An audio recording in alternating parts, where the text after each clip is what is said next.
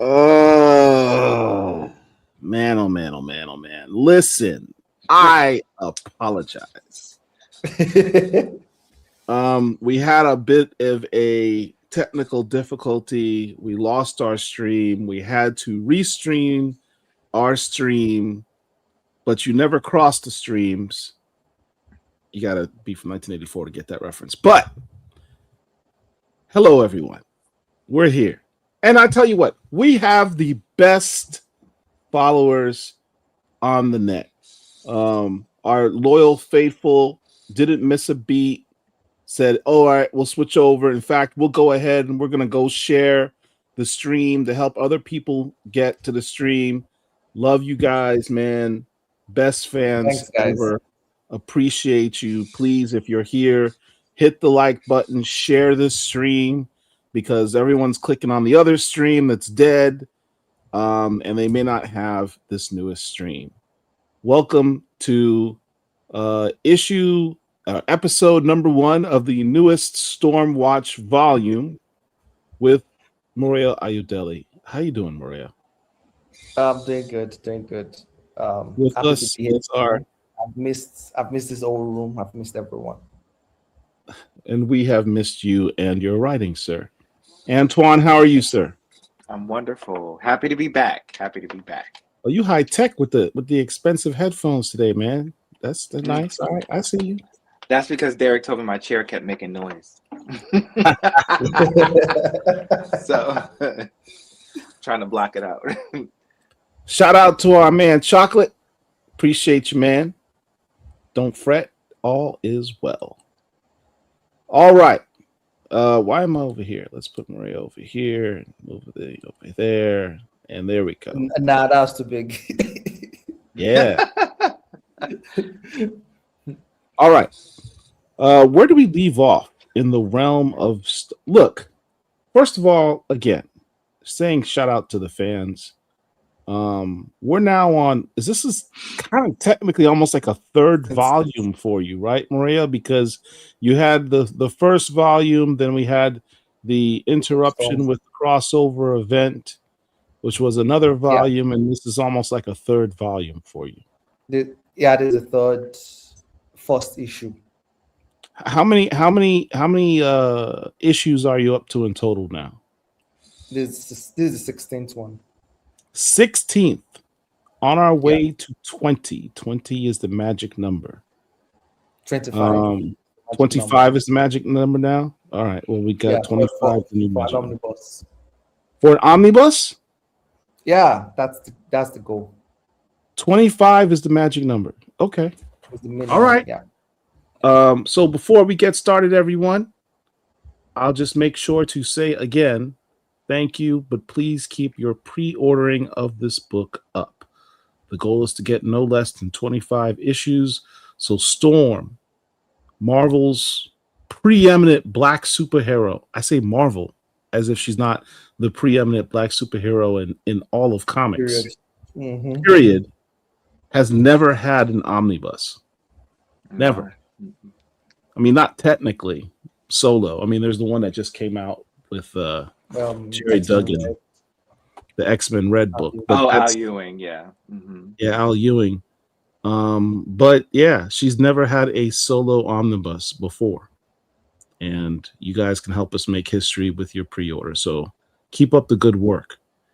To recap, Volume 1 started out with Storm doing what she does, saving a town from destruction from a melting radioactive meltdown from a mutant child.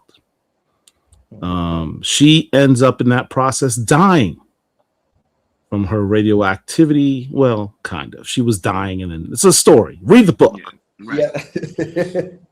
Sea Storm Volume 1. Sea Storm Volume 1. She was dying and ultimately was reborn in this next incarnation of herself. Yeah. And she, in this newest incarnation of herself, she is her best version of herself. Murea's created the best version of Storm that has ever existed. in comics. And he didn't do it by simply saying, you know what, I'm just going to amp her power levels up. If you follow what he has done, there is precedent for just about everything that he has done in terms of her power flow. He has simply explored deeper the foundations that have been made by previous writers. And thus we have, he has taken the best part from this run and this run and this run and put it all together and say, let's explore all of that, and made her a whole person, a whole character, a whole ORORO MUNROE. So in essence, he's created the best version of Storm out of the best parts from all the other versions. It's pretty dope stuff. So, Thanks. oh, thank you. You mind entertaining us. Antoine, why don't you do us the recap? Oh, from the first one? Oh, sure. Well, first of all, we have to say that we did find out in some, I won't say back end ways, but you know, I had talked about this previously before, but the Volume 1 trade has been doing very well. And Yes. we've kind of seen that manifest in a few ways. And okay, right. If you catch what I'm saying and I'm saying, but no, honestly, I've heard a lot of great things from comic shops across the country that as I've been traveling and going around doing what I do, it's been doing really well. So that's been really, really great to hear, and really great to see that people are picking up the trade and interested in what's been going on. But yeah, the recap, the first 12 issues really was a wild ride, you know. In the first two, we see Storm essentially stricken with like a radioactive mutagenic cancer type of thing that's killing her. And then we see her revived by healed rather by Dr. Voodoo, only to be killed and in the following issue. And then number 5, it just gets super weird. I don't even think I have a recap for that one. I think you just kind of have to read Storm. It's just cosmic. You're just say cosmic. It went cosmic. Yeah, it just goes completely cosmic. And then we come back with that into X-Manhunt. And what I do have to say is I really enjoyed how Storm number 6, even though it was a crossover, it was still very much relegated to Storm's story, even though incorporating what was going on at X-Manhunt. I thought that was really well done. And then the Thunder War kicked in. She got jumped by some Thunder Gods, arrested by the FBI, had her jaw broken. And then, as you see right here, she fought the premier Storm God. And by cunning and wit and smarts, she outsmarted him and she won. And I think outsmarting is the key word here because a lot of people missed it. She was smart enough to attack him when he still had his power essentially spread across the universe. Because if she hadn't, she would not have won. Nobody would have won that. Yeah, Storm does not get enough credit for being the tactical genius that she can be. Absolutely. I was going to. Oh, damn it, it's not here. Anyway, I move on. All right, so now we have this version of Storm. This is what are we calling her again? The Eternal Storm? What's this version? Oh, this is the Brutal Storm. It was introduced Brutal Storm too, with her Kenyan military swords. Yeah. Is that what that is? I thought I was going to ask. That was one of my questions. I thought that she maybe got some swords. So these look like the rapiers that Nightcrawler usually uses. So these are Kenyan. It looks like it. Yeah, this. I think they're called sabers. Yeah, and the Kenyan military swords look very close to it. Incredible. Very similar to it. What inspired you to do that other than the fact that she used to live in Kenya for a while? It just looked cool. It just looked cool. That's always the best. Thing. Yeah, I think it's looking like the Kenyan military system is even more of a coincidence than planned. Now, are they made out of any special material like mysterium or vibranium or adamantium? Not not any that has been revealed yet, but in my head, anytime Storm is working with anything metallic, I always think she's using Elysium, the metal introduced in Rogue Storm. Right. Okay. All right. All right. So, as I said, we now have the best version of Storm for all time. Which brings us to this new series. Fantastic covers. Cover A Beautiful is, I mean, cover A is good enough to be its own variant cover. It's so crazy. Yeah. Is that RB Silva who did that? Yes. Yes, that was RB Silva. Yeah, shout out to RB Silva. And from what I understand, he's going to be doing the other covers as well. He's going to be doing the cover A's. Yeah, it's going to be the cover A's. We're going to reveal on AIPT the cover for issue 4, and it's sick. It's sick. It's my favorite cover yet. Wow, that's saying a lot because you've had a lot of fire covers over your run. And that's this upcoming X-Men Monday. So on Monday. Yes. Yeah. So you guys make sure to check out the article. Cover 2 from the cover of Black Panther number beautiful. 18. The wedding of T'Challa and ORORO. Fantastic dress. So pretty. Fantastic moment. Yeah. And you know, she has that dress in Marvel Rivals now. They both do. They have their wedding outfits. Yeah. I think I make a reference to I think I make a reference to this costumes in the Black Panther story coming out next week too. Oh yes, that's right. Is it next week it drops?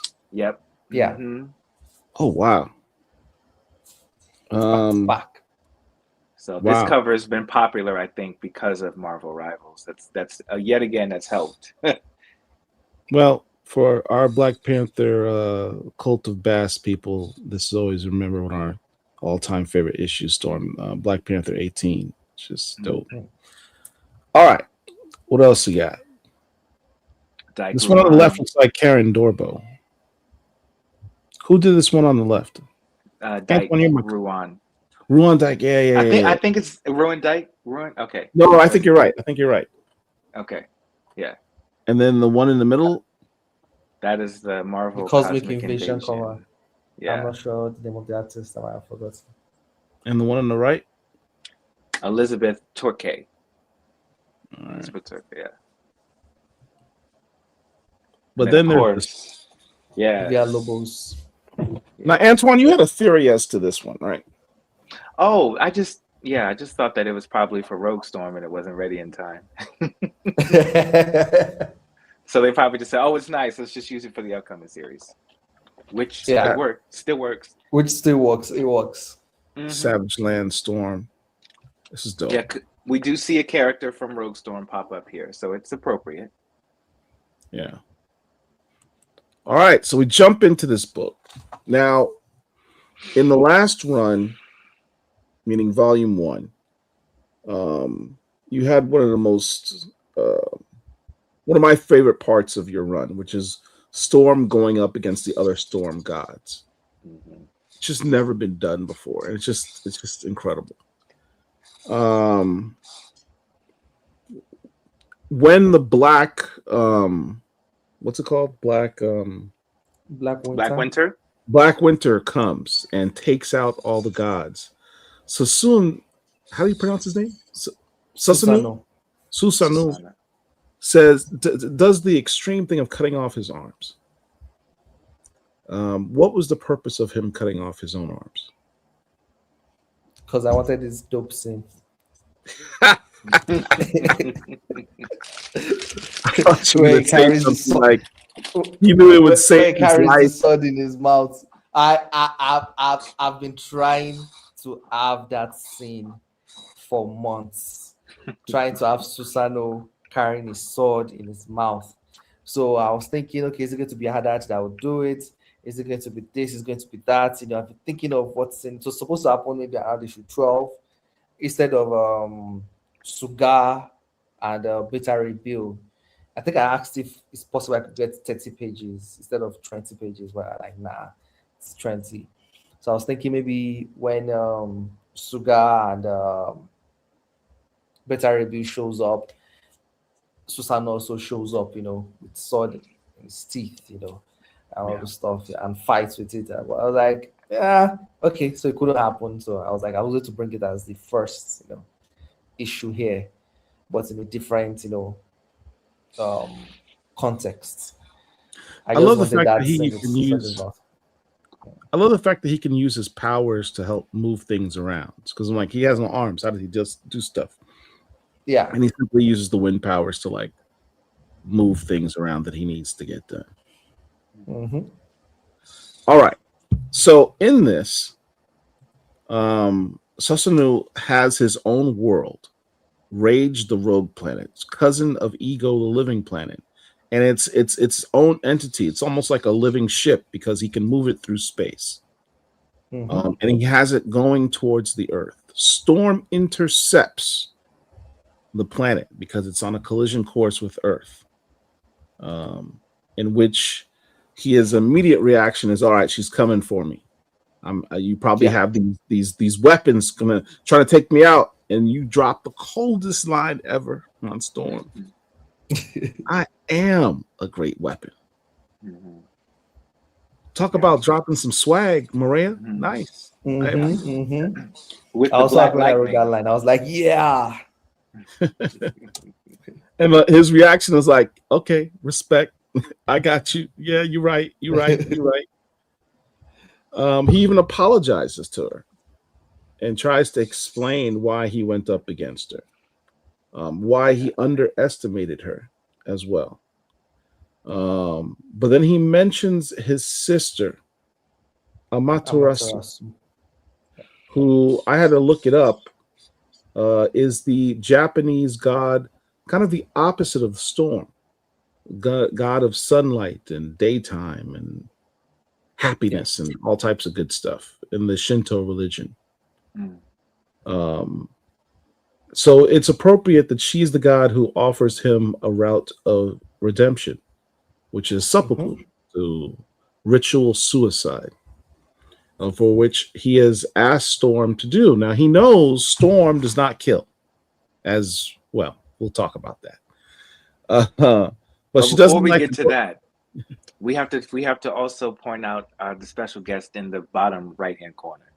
There's a special. Yes, the cute fish, the cute fishy with the that's one thing I love about Federica's work. The backgrounds are extremely detailed. I've given her the praise in the world, and she keeps surpassing even my expectations. Like, the backgrounds are rich with detail and storytelling. Throughout all these pages, you see different animals in the background, eating and everything. And many times, when you put these things in the scripts, you're a little scared that will it come out, will it be visible enough for you with this? She doesn't have any problem. Put as much detail as you want in the script, they would land on the page. Does that fish have Storm's mohawk? Yeah, that's right. He has a mohawk. That's what tickled me so much. That's crazy. All right. So, he's like, look, I need to die. I can't kill myself. So I'm going to perform my seppuku. I want you to be my second and, chop off my head to end the deal. Yeah. And she's like, I ain't going to do that. I don't just kill people willy-nilly like that. He's like, I anticipated that would be your answer. So I have my planet hurtling towards your world. And the only way you can stop it from destroying your world, that you care about these foolish humans so much, is by killing me. So, now you have to kill me. And she's like, okay, I tell you what. Let's have some tea. Let me make you a cup of tea. Let me make you a cup of tea. Now, this is what I talk about when I say, tactical genius. Because understand, when she pulled up to the cut, right, she had this tea making set with her. He thought it was a weapon. Yeah. No. It's not a weapon. It's my Just tea some kettle. tea. We're here to have tea. That means she thought about this 5 steps ahead. She knew what he was going to be proposing because we realize what the tea actually is and represents. So she offers him the tea. Cool backgrounds. Did you specifically, by the way, Maria? You mentioned the animals and details in the background. Did you tell him like what type of creatures to put? Did you describe the world, or he just ran with it? I described it. I said in the skies are jellyfishes, jellyfish-like creatures that are floating about. The animals are like this mix between primates and some other animals, and kind of describe what the landscape should look like. It's a wetland with mountains and stuff like that. But she went ahead and add made designed it in a way she envisions it more. And for example, I think the animals to me were supposed to be bigger, but I love the fact that they're smaller so that they can be in every page and there will be room for us to see everything. So yeah, we were both Maria, putting everything on the page. let me ask you a question. Yeah. What color is the sky in the world when you dream at night?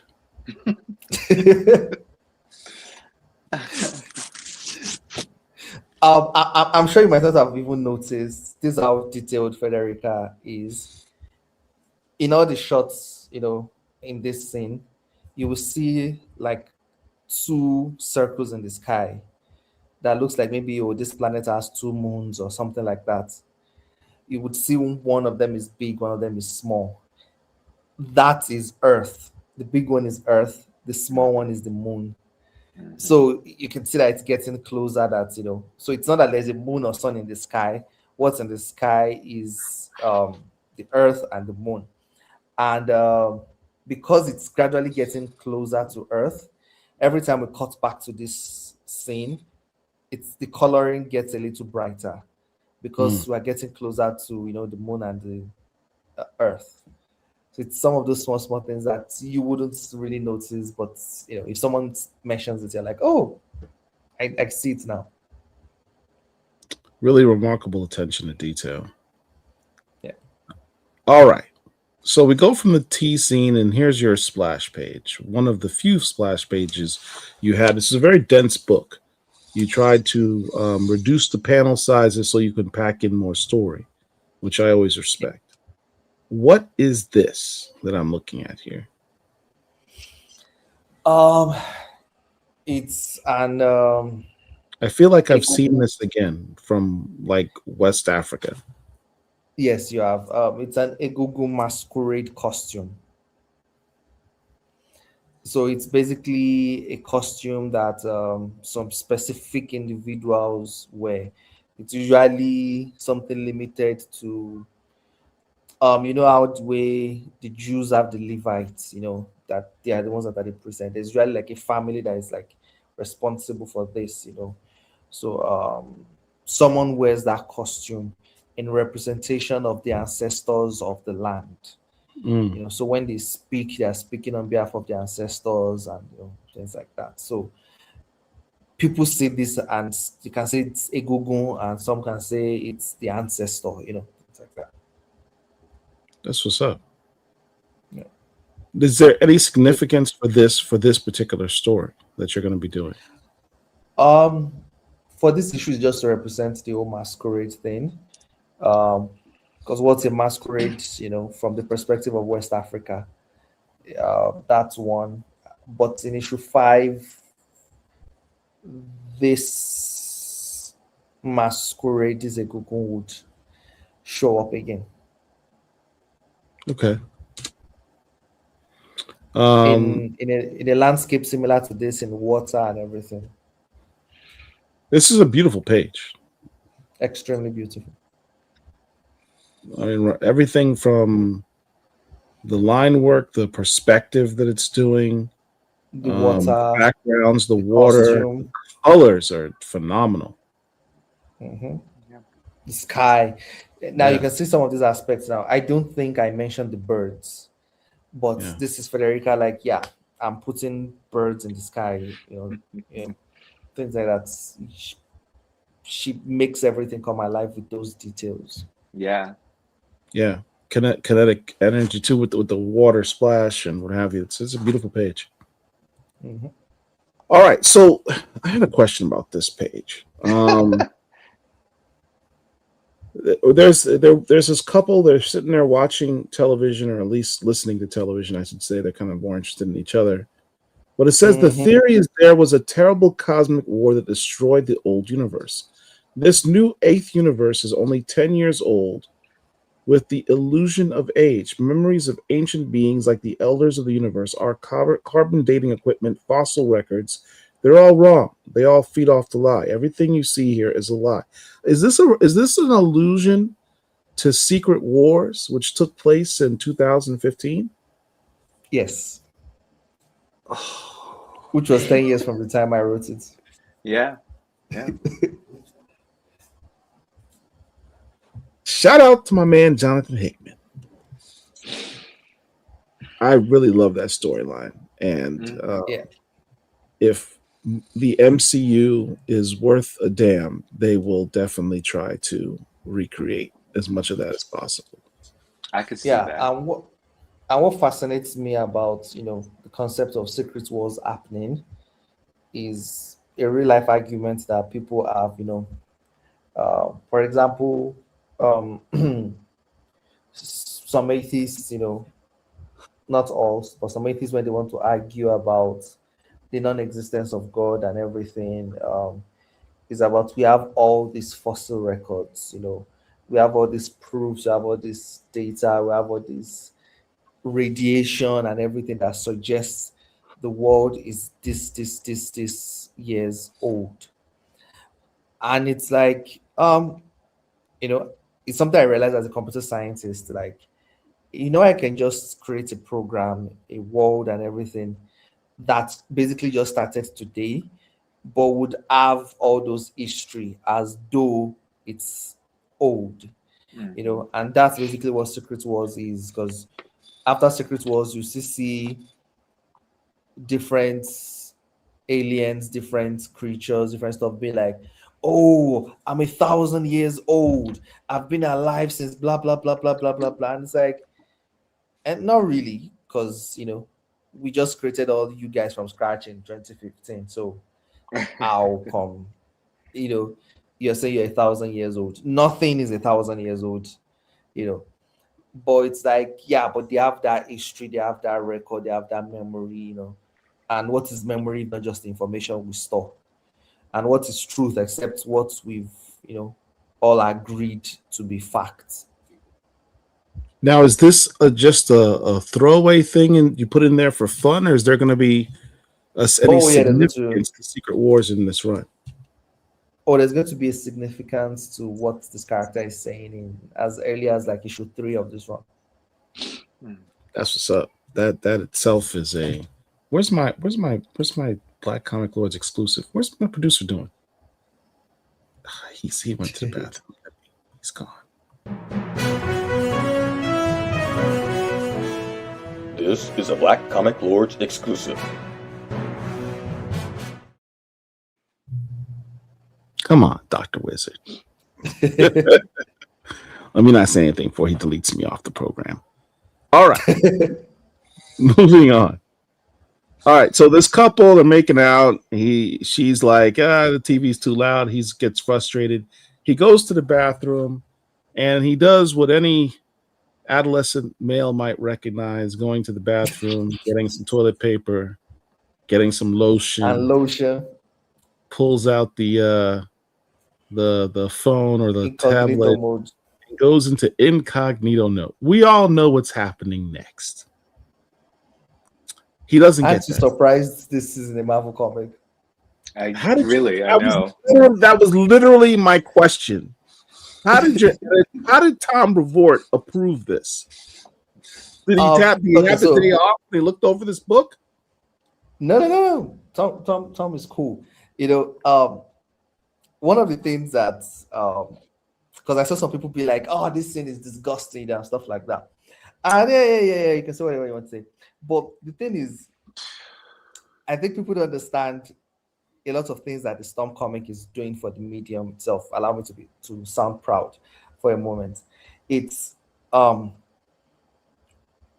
we've always had sex scenes in superhero comics and everything like that, but for a while it became, oh, you just cut away and then see people on the bed, saying that, oh, they've had sex and everything. Yes, yeah. It was after Storm 3. Yes, it was after the original Storm 3 that we started seeing more prolonged sex scenes in like PG-13 superhero comics, where you actually see the make out and it stays and it lingers. Our sex scene came out also before the one in Absolute Batman, things like that. And I'm always trying to push it to see how far we can go with some things that are usually frowned upon, Yeah. nudity, for example. Shango fights naked in Storm 10. Mm-hmm. How often do we see, characters fighting naked in superhero stories? Like, naked, not wearing anything at all. So, same thing here, having a scene that, insinuates masturbation, and it's like, yeah, when last did you see that in a Marvel comic, in a Marvel I DC think this comic? is a first. I think this is a Yeah, first. and we're just trying to push the subject matters, the stories, because there's something that some of my favorite writers says, and that's Brian K. Vaughan, and he says things like, in the US, you can do as much violence as possible in a comic. Yeah, nobody cares, But you show one nipple, it's like, nah, cancel the book. I'm not going to do this anymore, and it's me trying to see how far we can push it, that Yes. it's when we're pushing this medium, it should not just be about, oh, new violent ways to do things, or, oh, some challenging speeches alone. Let's also see how we show every aspect of humanity, and sex and nudity is part of the human experience. It's not just violence, Right. and Right. we should be able to represent it in our stories. And I think this was a very realistic way to do that, with somebody being frustrated and like, I'm just going to go take care of it myself. I mean, come on. Many of us have been Yeah. there, and people are very performative. But however, I'm just going to say what I'm going to say. I've seen what some of you look like, and I know that you're doing this because you're not having sex. So I know it triggers you. But face your reality. It's okay. Someone needs to mute Antoine. So sorry, Dr. so Wizard, sorry. do we have a disclaimer for Antoine noted? Let's make note to give Antoine his own disclaimer video.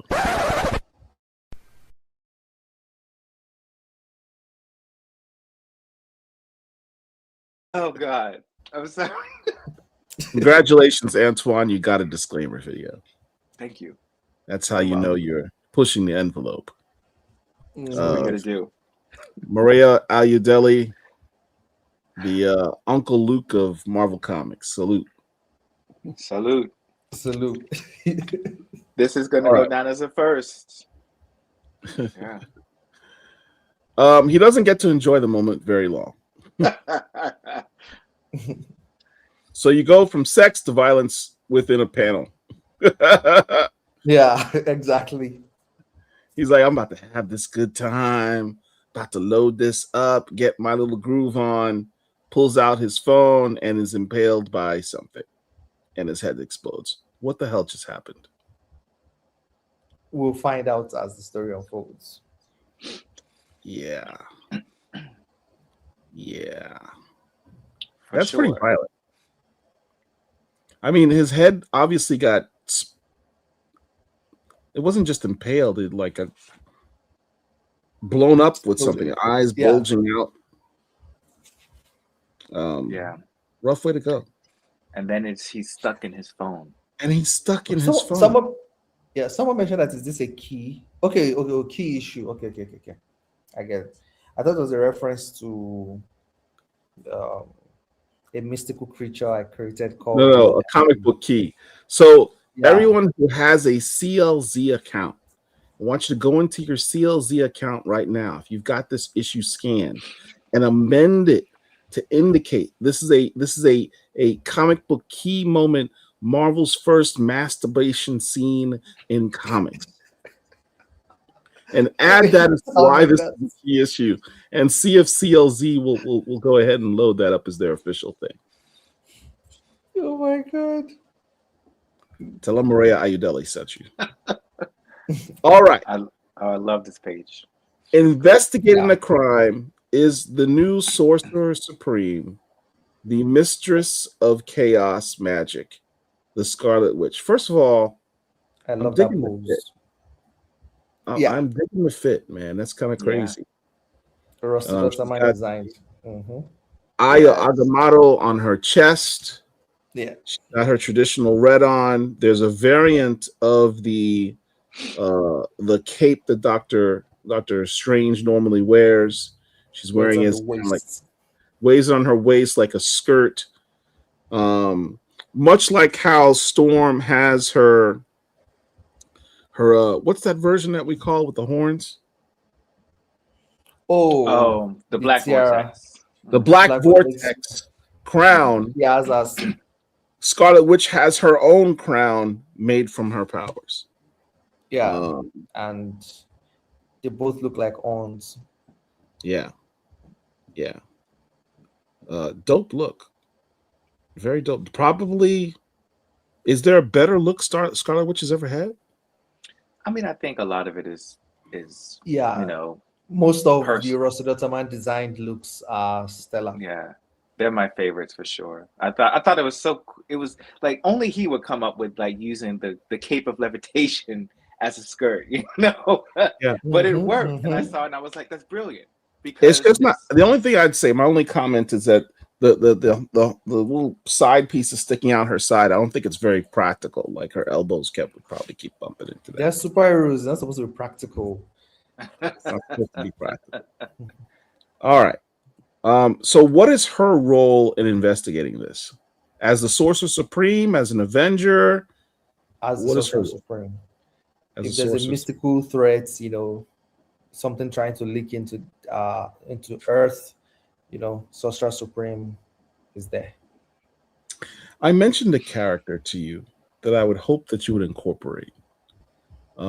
Pandora Peters, the head of the mystical side of S.H.I.E.L.D. When you're doing an investigation of all things mystical and you got an Avenger there, Pandora Peters showing up would be apropos and kind of cool. I'm just saying. Yeah. Yeah, I agree with you. I love using Shield, especially in my stories, but I usually get pushback because I think Marvel doesn't want Shield in full operation per se. Well, that's the best part. They're not technically Shield. There's an offshoot of Shield. Okay.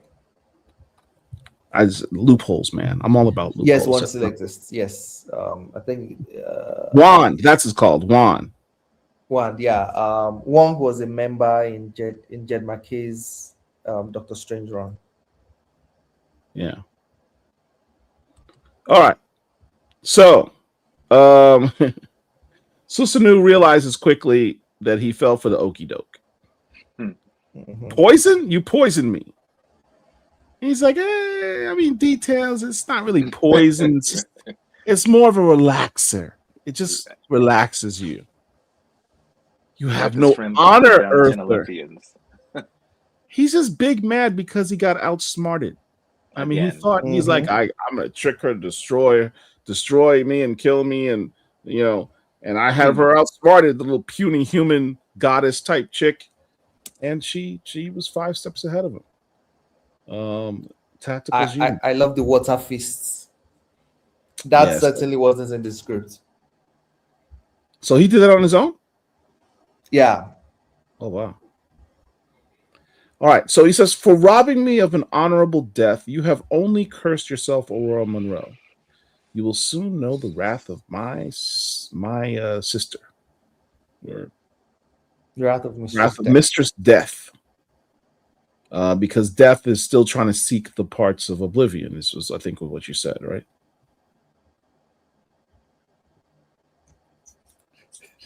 Is he frozen? Am I frozen? No, that part was a behind the scenes talk. Oh shit. Everyone disregard what I just said. All right.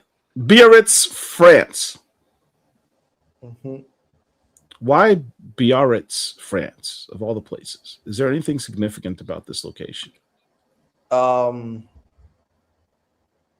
It's I wanted to use Sugar, and I wanted a location that was significant to Sugar. And Sugar is the Basque god of storm. So Mhm. this is a location in Basque country. Mm. I love Oh. seeing how many people were excited about this location and how many And fans its that we saw significance were to the either Basque people. yeah, and we have some in the fandom that that were very excited about it, which was really cool to see. So there's an invasion in this area from these creatures, which reminded me of characters I've seen before. I just can't remember where. But definitely those masks remind me of some characters from West African lore. Can you talk about this? Oh yeah, the masks are definitely West African. Um, they're they are Ebora or Kuta, but in Yoruba myths, Ebora are basically spirits, Mhm. but they are spirits that usually attach themselves to things, like Ebora no Gbo, like Ebora that lives in the woods, Ebora no me, Ebora that lives in the water, you know, things like that. So I just thought, okay, maybe there are spirits that live in rocks, so Ebora or Kuta, So things like they that. reminded me of that character from Monsters Inc. You remember that movie Monsters Inc? That one guy, I had to look him up. He had the legs. Can I put that up there? You see, that's what he made me think about. Oh, yeah, yeah, I remember him. Yeah. That's what it made me think about. Yeah. I thought you wanted to say rock slide from the crack one era Oh, you could say that that too, became but wrong it's slide. Well, there was right. also, I mean, the mask part in particular reminds me. Which show was that? Was it Arrow that had this character that could contort itself into any type of shape? Like he was able to like it was like a mega contortionist, and he could even slide underneath a door because he could adjust his body to do Mhm, that. And he wore a mask just like that. mhm. Does anyone Oh, know what I'm that's it. talking about? Anyone in the chat? Anyhow, that's what I thought of. But still, great characters. So this Basque town in France has its own superhero, and she's a mom. That was Flash. Thank you, Kevin Pitts. I knew it was Arrowverse, but yeah, Ragdoll. That's Ragdoll, what I yeah. said, Rich. Ragdoll. Okay, okay, That's okay. what it was. Ragdoll. Thank you. That was going to upset me for the rest of the day. So she's a mom, and this town is being invaded by these creatures, but she is the town's superhero. So she's trying to put her kids in safety as she goes and confronts the big bad. She puts the elder child in charge because he's the big brother, while she Mm-hmm. goes out and fights. But she mentions, I have called the Storm Sanctuary, and I know that Storm is on her way. So, with regard to that, I don't believe we've heard an official status of what the Storm Sanctuary is. Is it like a hotline that people can call? I mean, is it known throughout the world? I guess is the illusion here. Can you tell us more about what We the Storm Sanctuary Yeah, is? we've mentioned it a little in issue one. Storm gives a speech where she says, in day of trouble, just look up to the skies. Um, while she was announcing the Storm Sanctuary, so showing that anywhere there's a disaster or need, she's there. Same thing in issue 7. Where there was a problem in Brazil, she and the Sanctuary were there. I think she also mentions it with Professor Xavier in issue 6. When they were talking about it, she has different licenses to operate in different countries. Things like Mm. Right. that. Right. Yeah. So it's been Yeah. mentioned bit by bit, bit by bit. So this one is another one to show that other superheroes can call Storm to be like, I need your help. Hmm. That's dope. Yeah, I love the Storm Sanctuary. So she bought the Storm Sanctuary to France, and then in Not yet. France she meets up with Cigar, and then they go over together to the city. Right. Right. And then Cigar mentions, Storm, you had this idea of us traveling under the water so the monsters wouldn't be able to detect us. Again, tactical genius, thinking 5 steps ahead. I think it's kind of cool seeing her ride on the back of Cigar. Yeah, Yeah. And she has the forethought of saying, look, It looks so tiny. don't go dragon mode and like fry everybody. There's civilians out there. Let's stick to the stuff that we can control. Let's stick to lightning, smother them with some thunder. Let's stick to storm god stuff. Don't go dragon on me. well, so she says, smother the escaping thunder. Don't make too much noise. Yeah. Yeah. That's Yeah, dope. that As was she's cool. wielding the 2 swords, which I wonder, can she channel her power through the swords at all? Or do we not know Yeah. yet? She can. But I put that line to kind of, it's just a little throwaway line to explain why in so many comics we see Storm, summon lightning really close to someone, and Yeah. that person doesn't go instantly deaf and their eardrums doesn't instantly burst. Mm. Because when lightning strikes, the hair around everywhere is super heated and then there's a boom. That's the thunder. So like how is she summoning all this lightning and everybody's like closing their ears like I'm going to go deaf. Yeah. So it's me trying to say that she can summon lightning without the thunder. Yeah, I don't think So that's what that's for. I don't think enough recognition goes into just how powerful a force a true lightning bolt is. Yeah. Yeah. Yeah. Yeah. Like even All if right, it doesn't hit so- you, the sound is enough.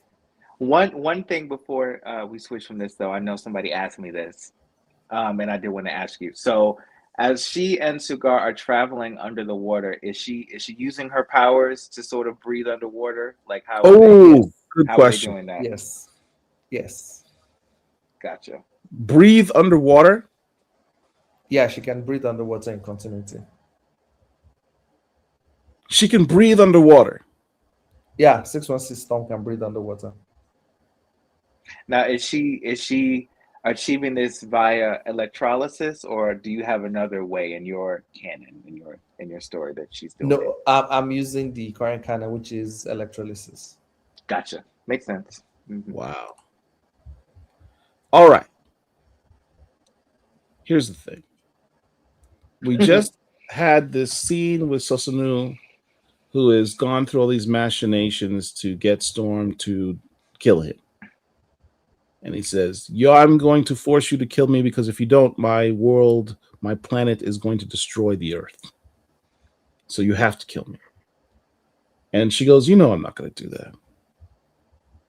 Yes, because of your little I don't kill thing. Yes, I don't kill. And yet, slash and burn Storm, chopping up dudes left and right. Mhm.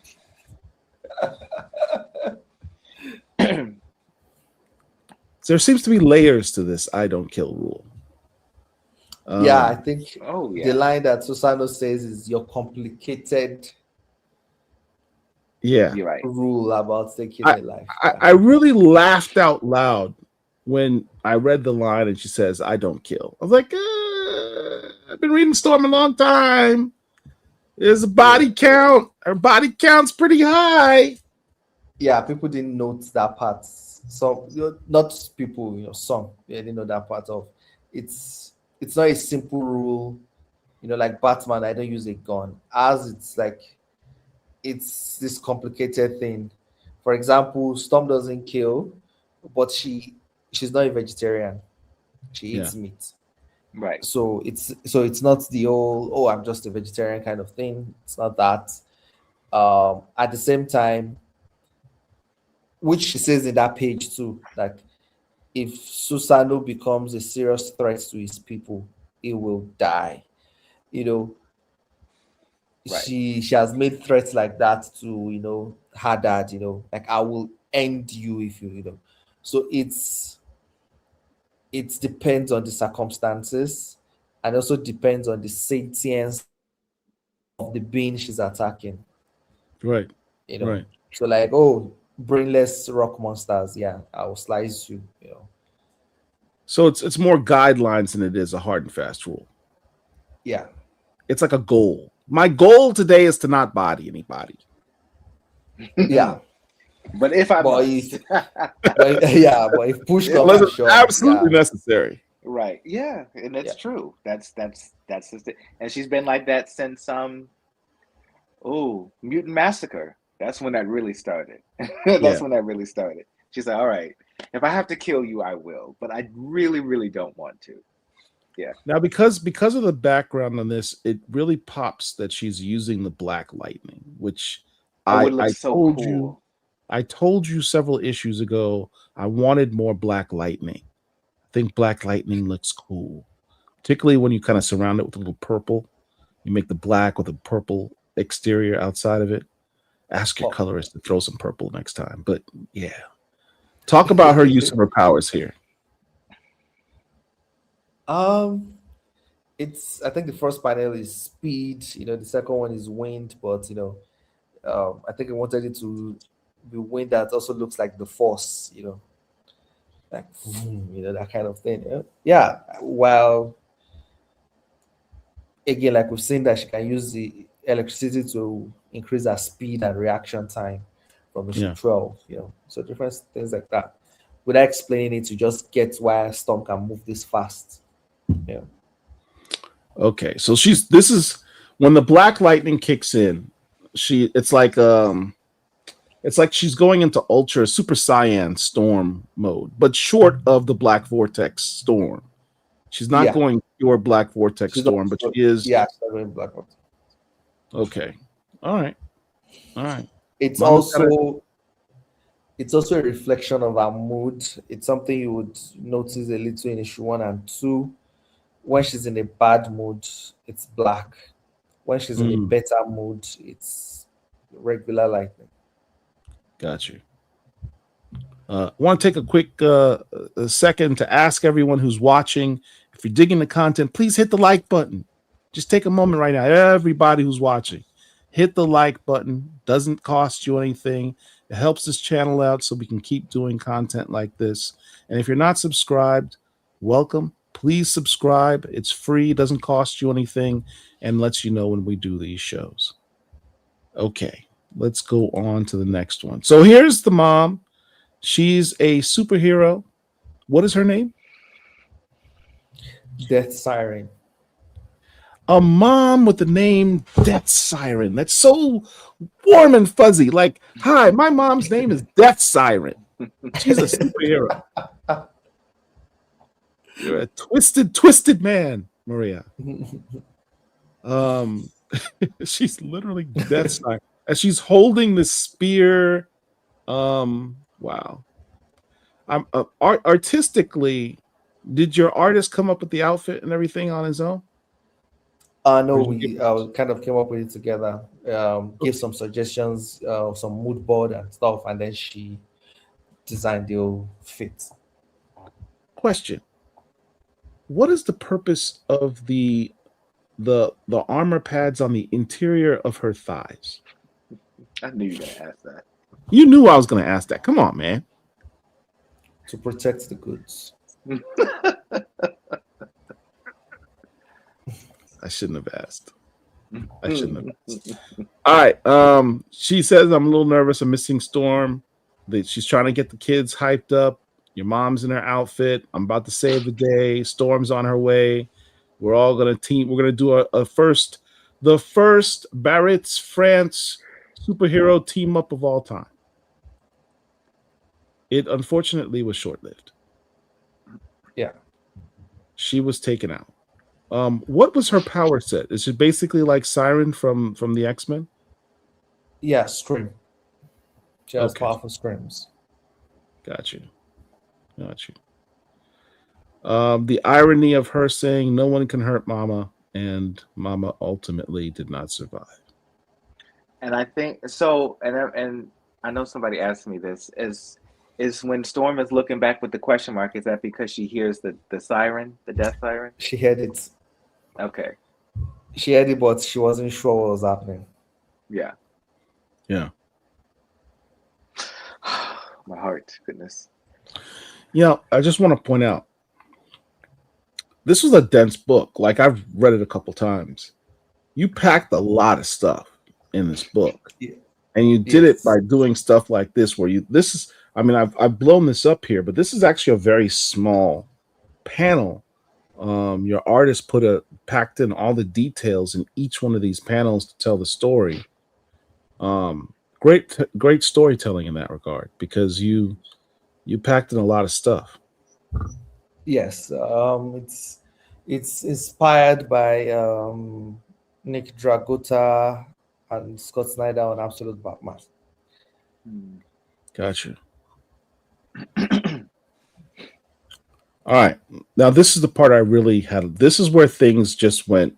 It got even dense for me. I couldn't figure out what's going on here. The invading Abora Akuta, that's the name of the creatures, right? Yeah. Feed a magma core of about 1200 degrees Celsius. She somehow uses her powers to tap into the magma. Tell me what happens, because I Okay, so every page before, we've seen that anytime Storm kills any of these stone creatures, instead of blood, what we see spilled out is magma. Okay. And magma is about 1,000 degrees Celsius upwards. And human beings are just about 37 degrees Celsius. So she uses her power over water to command water into the city.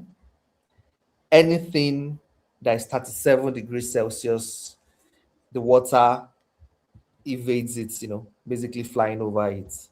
And everything that it's like about, every creature that is about 1,000 degrees Celsius upwards, the water destroys them.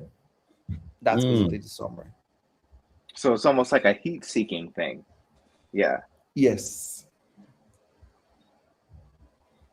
So Yeah, it's basically using a power over water, a power over temperature, And the thing is, when seawater and lava mix, it creates volcanic glass, and it also creates some toxic gases.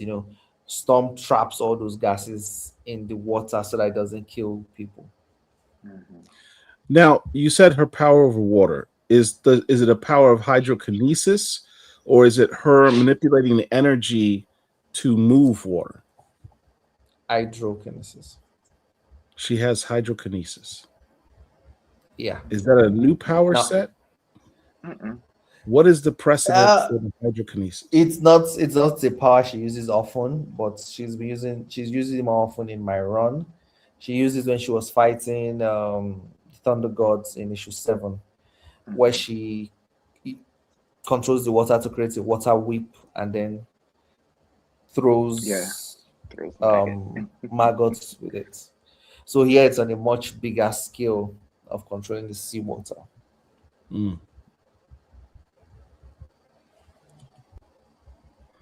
All right. So those monsters try to take to the skies. Sugar gets and chomps on and has lunch. Here's was an interesting line. You mentioned before that Sugar is from this region. That's yes. that these are He is their God. So he goes, the prayers of the worshipers that brought me here have suddenly vanished. It sort of reinforces the fact that these gods are powered by the worship of their believers, their followers. Yeah, yeah. This line was inspired by Jason Aaron's run on Thor. You know, especially the God Butcher arc. You know, it's basically based on the fact that gods hear prayers. You know, Mhm. it's a way of communicating with them, and then they know that you are in need and they're able to help you. So I'm using that continuity because it's Marvel continuity to say, okay, Suga heard these prayers and came here to help. But suddenly those prayers have suddenly vanished. Ta-Nehisi Coates in his Black Panther run had a scene where he had the Yes. Wakandans worship her as the Hadari Yao, and that leveled Yes. her up. So that's still an Empower that. ability that she has, right? Yes. Okay. So It's an do you ability think that most gods have. do you plan on exploring that? That you're going to give her some followers to level her up further? I mean, I will see what the the reason future holds. the reason I ask is you see how excited this French superhero says, "Oh, Storm's coming. She's like one of the greatest superheroes. She's cool." There's got to be other people throughout the world that like think Storm is cool and know of her Definitely. and worship her. And, has a fan following, and you wonder, like, it'd be interesting to see. And this is a woman who, just by the use of her powers in Kenya, was worshipped as a goddess. In our world of social media and how we tend to follow celebrities, I could imagine that in this world, she would be like a famous celebrity, and that same level of fame that you have as we worship these celebrities and social media influencers, that same level could be interpreted power wise as the worship of a goddess and level her up. I'm kind of curious if that's like something that could be explored. It's something certainly at the back of my mind, but I haven't gotten an interesting angle on it yet. Storm is in the middle of a battle, pulls out her phone and says, "Let me go on TikTok, live stream this, and get a power up from all of my followers." Nice one. I don't know. Kind of weird. Anyhow, just as we see the battle is almost done. At least from their perspective, the bad guys are sort of mostly gone. But as Sugar mentioned, he's like, where are all the people? Like, I don't feel them anymore. We've taken out the bad guys, but I also don't feel my followers. What's going on? On the scene pops in Akujin, war general of he who you deem to so fit to imprison. So she is the war general for Susanoo? I didn't mention. You did not mention. She didn't. She did not specify. Yeah. Okay. Do you remember where we first saw this character, Paul? Wasn't she in this last crossover run? Yeah, yes. Exactly. Yeah. And who was she serving in that story? Yeah. Okay. Yeah. It's an interesting double entendre because it could mean anything. We don't know if she started one way and then moved over to another. They're both in prison, so and that was the future. So it's like it's me playing around with people's expectations. It's Susanoo is Japanese, and this character is also Japanese. So you'd be like, if she's saying free my master, and we just saw the Japanese god get imprisoned, you would automatically think, she's working for Susanoo. And it's like, not necessarily, because Aegon is also imprisoned, and in Rogue Storm, Aquajin serves Aegon. But who knows? She might be serving Susanoo now and transition later into Aegon. So it's all that to be like, let's see. But she was also working with the X-Men, so like her allegiances are all over the place. All over the place. Yeah. Yes. So it's basically me playing with the fact that Akujin is Japanese, Susano is Japanese. You know, let's see your biases direct your reading experience. Mm. So This, this is you know what? One more thing before we go over. It also Yeah. makes another interesting point when the Uncanny X Force go after Storm. You notice how Aquagen kind of hangs back, and Yeah.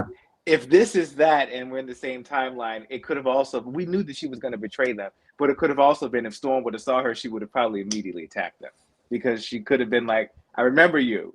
You're the one that tricked me Yeah, the last time." Yeah. So yeah. lots of stuff to play around with here. Yeah. I hate time travel. It makes my head hurt. Um,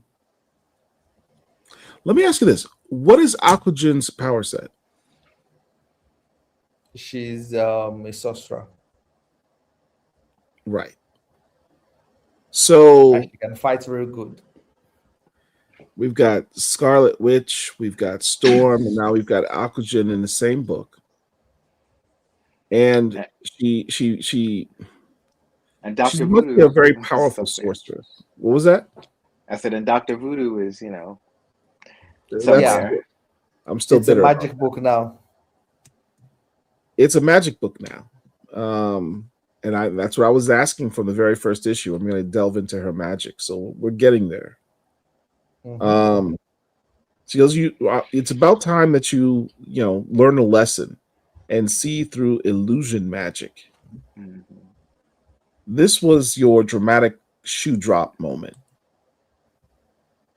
So Storm thinks, hey, the invasion is just on the coast.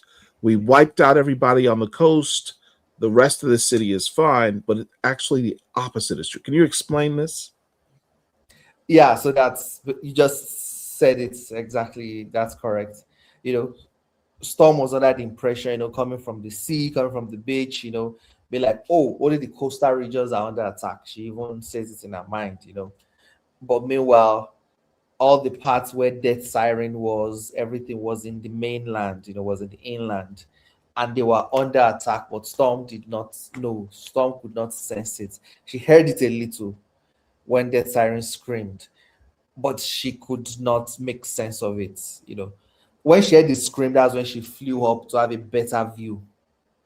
She heard that scream, stopped, went up to have a better view, but saw nothing.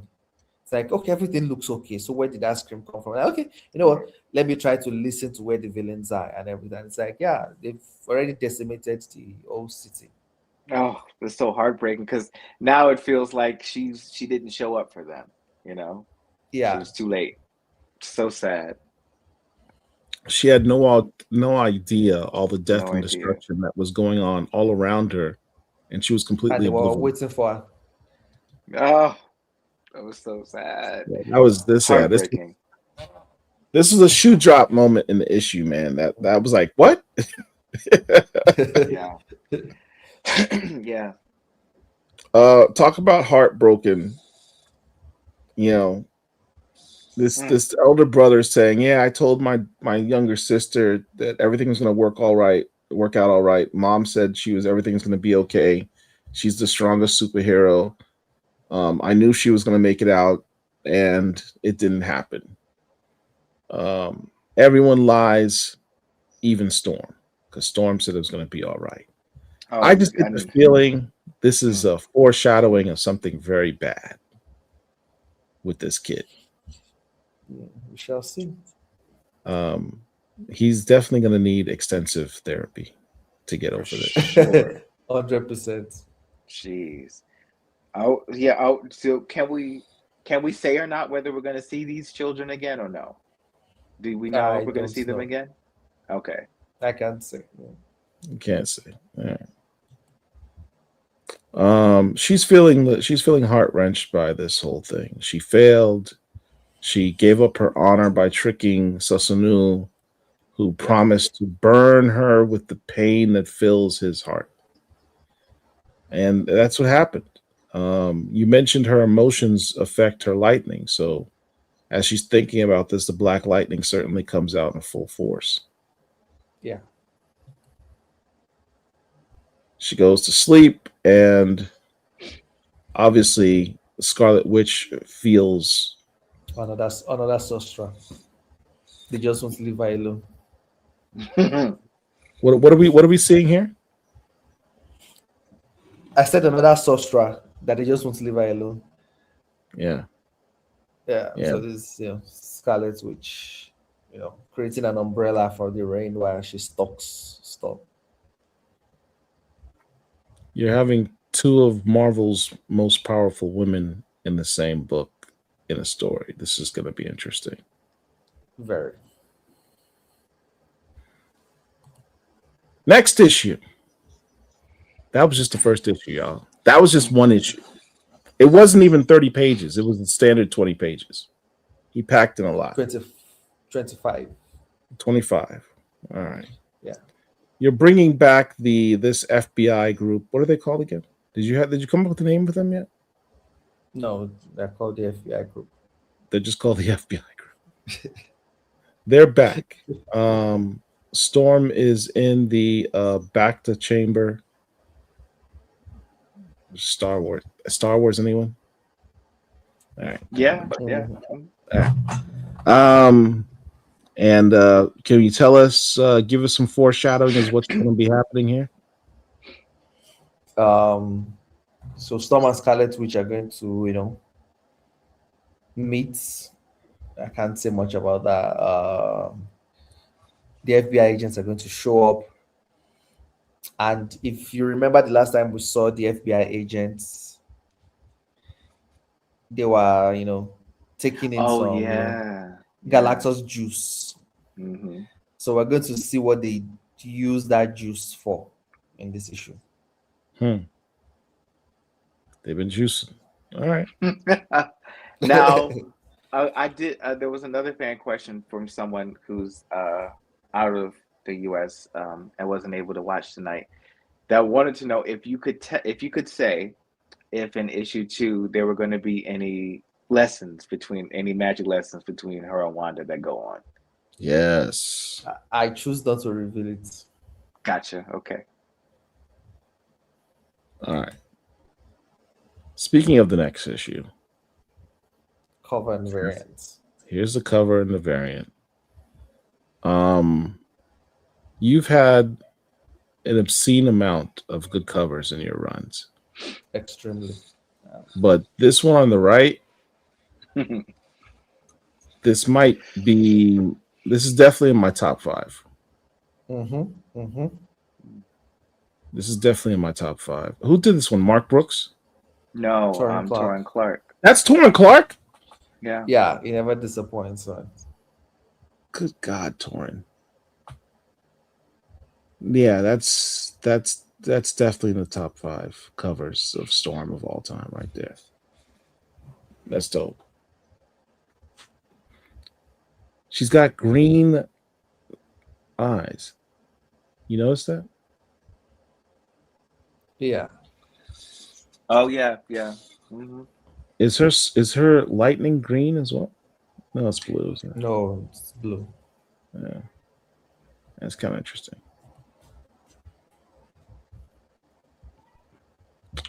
Storm showing off the abs. She's got, Tiana Taylor abs.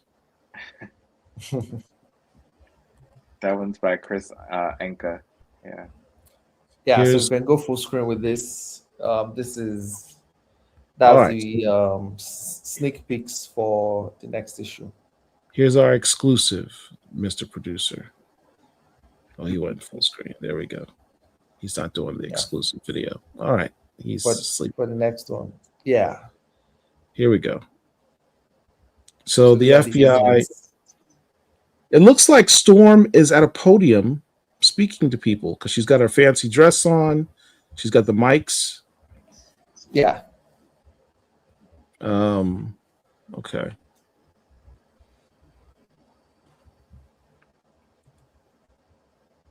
Speaking of Tiana Taylor abs, we were talking about juicing earlier. Is Storm juicing? What's going on? She's kind of diesel right here. Oh, she's been working out since Thunderwall. She's been working out since Thunderwall. Yeah, it shows. Shout out to the closet. She's bench lifting baby hippos. I love the design on Scarlet Witch here. Yeah, she Yeah, looks great. the Looks way it great. glows, it looks awesome. So Look at the cool. Again, look at detail the on the details in the hand. background. Oh yes, yes. Russell Tamakili with those designs. And shout out on the coloring of Scarlet Witch, noting a bit of her Romani heritage. Mhm. Yes, even This the hair never- too. Yeah, and the hair too. Never gets brought up. Everyone forgets that she has that in her heritage. Yeah, it reminds me of George Lopez, how he used to draw her. George Perez, not George Lopez. George Perez, Lord. yeah. George Perez. George Perez, back in the Avengers, back in the Back in the what was it? Avengers days. Yeah. Those 90s, later 90s, Aurora the Stallion. Yeah, that's true. yeah. All right, so then we get into Some some cool fan fanarts. art. Oh yes, the Marvel token. I almost forgot that game was still coming out.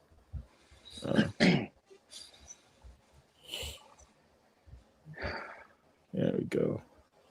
That's cute. Nice. Of the hair. Everyone 97. seems to be favoring the white outfit on Storm. Oh sure, yeah. Yeah. Meanwhile, I love this one. This is one of my favorite ones. I love this costume. Yeah, this is one of my favorite ones too. Okay, our chat has been patiently waiting to talk about their questions. Let's get to it. How many eclectic blurred niche? Always with the best questions. How many months between the end of the first series and the start of Storm Earth's Mightiest Mutant? I think we gradually reveal that, but in my head, it's roughly 3 months. Okay. Next question. Will the omnibus include the other Storm solo series as well? Yes, that's what we're counting to think it will be 25 issues. It's not a done deal or anything yet. It's just one of the prerequisites for an omnibus is definitely fan interest and all those stuff. But the first one is, do you have up to 25 issues in your run? Then after that, I start doing, okay, is there fan interest and stuff? But we want to scale the first requirement of having 25 issues. And the first run is 12. We have Rook Storm, which is 3, that's 15. We have 5 issues greenlit now, which is 20. So we're hoping to get 5 more issues to be able to get that minimum 25 issue mark. Yeah, That's and they cool. would probably, they'd probably also include your Hellfire Gala story plus the X-Men Omega. Yeah, but those are Yeah. short stuff, 5 pages and things like that. Yeah. It should, when we will see Jericho Drum and Japheth next. I think I can spoil it. Issue 3. Cool. I'm glad I don't have to wait too long. Will she use the lightning laser eyes, or was that a one-time deal? Oh yeah, that's true. I haven't called back to it yet. All right. What indie comics creators or writers here would love to get his hands on?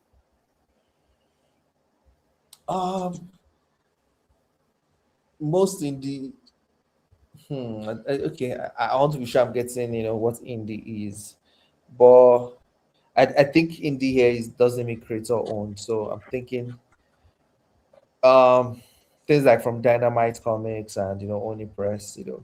I would love to work on the Powerpuff Girls. Oh, that would be something. Adventure.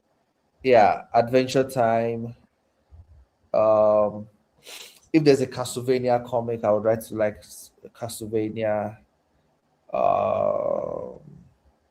Red Sonja has been a bucket list character for me. Imagine a Red Sonja Akagon crossover. Yeah, it's going to be dope. Yeah. Yeah, those are the ones I can think of right now. I think there are more. Will Abraxas make a return in this run? Yes. All right. That was a dangling thread from the last one. Is this the same Abraxas as the one in the older comics? No, technically no. Does she still have access to her Black Vortex form? We shall see. But keep an eye out for issue 3. In this new volume, Storm manifests black lightning. I found a real phenomenon: terrestrial gainery flashes generated in atmospheric storms. Are they related to Storm's black lightning? I have to do more research on that, but not in my mind per se. All right. Evening Comic Fan just joining. Not sure if this was covered, but will this be an ongoing series? Uh Technically it was announced as an ongoing series, and then later it became one of 5. But every conversation I've had with Marvel has said if it does well, they would have more issues. So I've not been bothered. All right. Make sure you get your pre-orders in. How soon before we find out the upcoming Death War? Issue 3. That's soon. Okay. How soon are the two lovers just random people, or are they of some real significance? The reason the guy was killed. Both. They're both random people, but they also have significance into the plot and and the story we're trying to tell. All right. I thought it was interesting they were in Arkansas, which is where the hospital is. I thought about that. Yes. Yeah. Can't see my super chat question, so I'll try again for free. Is To Wolverine give Ferraris my father or not? More dodgy. okay, to give a little this thing, Margot is dead and is in Arkansas in this hospital, so that link, take it as you will. Can't see my super chat question, so I'll try again. Um, Honestly speaking, at this point, I don't care. It's not the story I'm trying to tell. I'm trying to tell a story of Storm and her daughter. That's it's. I don't see it as dodgy on anything. We've seen stories of male characters without the mother figure in the story, and we're cool with it. Um, Wolverine has Laura Kinney, Gabby, and all these other people that there's no Right. mother figure. It's just Wolverine Yeah. to them, and we're cool with it. Superboy. There is no mother figure for Superboy. Is just you know, and we see him as part of the Superman family. There are different characters that when it comes to the male counterparts, they have offsprings. We don't even tell stories about the mother. Some we don't even know if there's a mother. There's even no mother in the story or anything. When last Nobody have we seen asks. when last have we seen Tyler like Ghoul in the story of Damian Wayne? How often do we see her? So yeah, this is Tom's story. This is Tom's child, and I don't want it to be boxed down by who the father is or where the father or that. All right. Could the, could the entity that abducts Storm potentially be Never Queen? I can't reveal that. Not at this time. All right.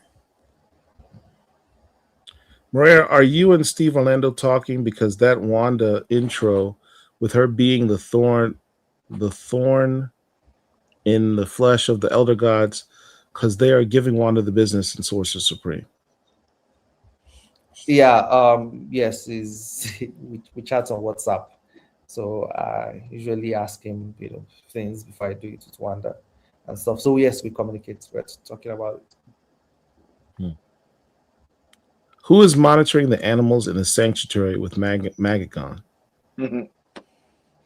Oh, that's true. We didn't show that in issue 1. It was reviewed a little in Storm 12, so you see it again in Storm 2. It's Isako Amo. Right. We did see that. Yeah. Maria, why Shuga, an ancient storm god, got influenced by the illusion magic? Uh, Gods are highly resistant to magic. It's why we've seen Thor fight Scarlet Witch, and it's not like Thor just, it's never an easy fight for Scarlet Witch or Hmm. anything. But as resistant as they are to magic, they are not completely immune. And if you notice, both of them sensed it. Storm sensed the scream from Death Siren. Suga mentions it, senses the fact that the prayers have suddenly vanished, and that's because the people praying died. So he sensed it. So it's not that their sense were not completely dulled, but they couldn't make sense of what they were getting. Is it that did the prayer stop because we've rescued them all, or did the prayer stop because they died? He's also confused. So yeah, so they are resistant but not immune. Okay. Does Shugar replace the shoebill bird? Oh yeah. Yeah, Raise the rear. Razor Bill. Uh, Mm. uh, Not completely, but at least for these first five issues, we won't be seeing the Razor Bill. We'll be seeing more of Sugar. Okay. I hope he comes back. I miss Razor Bill. I couldn't use Razor Bill immediately until I was sure everything happening with One World Under Doom, Right. Dungeons of Doom, and everything. So before I can just say, oh yeah, there's this bird by Doctor Doom that escaped. There's this Yeah. big story happening with Doom right now, so I don't want to mess with it. So that's why we're seeing more of Suga than the Razor Bill. Gotcha. Is Akujin or yokai or some sort of supernatural being or a mutant? Ah, yeah, more of a yokai, like an evil spirit. But I would categorize that in the Marvel universe as more of a demon. But we'll get more of that in later issues. I do love demons. Does she have if we can say this, does she have another form, like a scarier form that she conceals? Demons usually do. So I love it. Okay, yes. All right. Any chance of a variant cover or 15 by Dotun? I ask this every episode. yeah, I want it every episode too. But it's not up to me. It's usually up to the editorial and the marketing team for variant Uh, covers.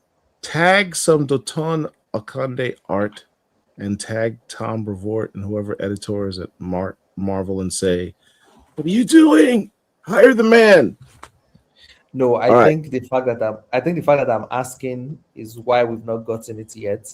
Because I think now it will now feel like what's the word? When someone gets hired because of who they know. Or Nepotism. Nepotism. yeah, so I think that's what they're trying to avoid. So I think if I actually keep my mouth shut, maybe it will happen. Yeah. So he needs all of you to open your mouths or your Twitter fingers and try and get Dotun to do a. I mean, it's hard Variant cover. to say this, view it as nepotism. The guy is objectively a dope artist. Exactly. All right. Was that to be a Hero X reference with the TikTok live? No. Could have been. Next. About Igun. He's still under lock and key after what happened to Maggot. Yeah, technically yes. Is he though? Next question. Murea, why Akujin have two hands inside of four hands? She have a demon form. Yeah, I contemplated on that, but I wanted to go with the two hands since she has four hands 10 years in the future. So I want to see if I can tell a story of what happens that she gets four hands. So I wanted to start with two hands so that we can, have some story to tell there. Oh, we have a super chat. Nabutafly, did Storm separate herself from the universe when she rejected eternity? The black lightning must be more than an emotional expression, right? Yeah, it's more than an emotional expression, where it's primarily that. Um, Storm's relationship with the universe will be explored more in like issue 5, All right, that's what's up. Thank you for the issue super 4, chat. issue 5. Yeah, thank you. Marwan Williams with the super chat. Thank you, sir. Appreciate that. How is Agun in prison when we saw Storm feed his essence to Maggot? Speaking of Maggot, are he and Manifold ever gonna come back? Um, yeah, feeding the essence to Margot is the imprisonment. Yes, I plan to bring Margot and Manifold back. Okay. Death is not eternal in the Marvel Universe. So Akagen really is Spiral Light. I know, right? I'm starting to differentiate more and more from Spiral, but originally I wanted to use Spiral in Rogue Storm, but she was tied up in another book, so I had to create my own original character, which I'm now like building this big lore around. So it's a win-win. And Spiral was more portals and Akagen's more apparently illusion magic. Yeah. Maybe I missed it, but is it shown in the book that Storm heard the scream of death siren, or just note the stuff that needs to be interpreted? Oh, it's not mentioned, but you see after the scream, Storm looks back. It's just a little visual cue. It doesn't matter if you interpret it that way or not. The story still Yeah. works. Yeah. It's just me saying my intention behind the script. Okay. Is this a callback to Gateway's comment to Storm? Not yet. I've not paid off that setup yet. Okay. Does Storm know that the FBI agents are responsible for what happened to Eden and Maggot? Yes. Does that mean they're all going to be slaughtered? We shall see. Storm's eyes are green. That proves she loves Doom. It's a quote. She's really high. Maria, are you familiar with Bayonetta? And if so, was there any inspiration for your use of Storm's magic in Rogue Storm? Who is Bayonetta? Is it the girl from Castlevania? No, I don't think so. I don't know the character, so I'm not familiar. Old boy got his wig split and went into the phone. What happened to this lady? His lady also died. We cut back to it. So Yeah, her body was on the ground too. She. Will she be relying on teamwork a lot in this run? That's a good question. Avengers. She's hesitant. She's hesitant to put a team together in the long term because of what happened to Eden and Margot. It's something I kind of explore later in the series. Do you think Storm Life Dream will be included in the omnibus? Ooh, that's a good question. It depends, Yeah. what the omnibus centers around. Right now, there's enough issues to say Storm Omnibus, and that's all. Because our run is going to have 20 issues now, and if we include Greg Pak's 11 issues, so that's 31. So we already have enough issues to have a Storm Omnibus. But if it's going to be so, that's for that you can have Storm Life Dream, you can have A few other things too, yeah. If Ewing's one shot with Jem Bartel, this one little page story, you can have all those things if it's Storm Omnibus. But if it's Storm by Murewa Ayodele, it probably won't get included since I didn't write that. Yeah. Is Storm's blue elemental form a possibility for her?